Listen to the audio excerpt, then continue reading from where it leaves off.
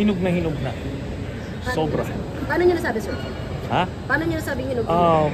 Siguro naman, nakikita naman ng mga kababayan natin, lahat ng mga dangers, mga red flags, yung unfitness ni Duterte, ni Sara Duterte to hold the position of Vice President. And remember, as Vice President, she could be President anytime, no? In cases of emergencies, no? Kaya, imagine mo yung asal na nilalabas niya, pinapakita niya, bibigyan mo ng power ng presidency yan, dapat kikilabutan yung bawat Pilipino. Di ba? Wala ito sa tamang katinuan. Yun ang masasabi natin, kaya hinog na hinog. Those are two different things. Pwede siyang kasuhan criminally, in fact, kinakasuhan na siya ngayon.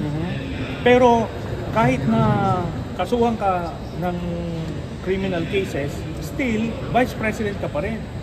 So anything that happens to the President, pwede ka pa rin maging Presidente. So mas mainam yung... Kailangan matanggal ito sa pwesto. Nakita niyo ba? Sabi ko, may topak eh.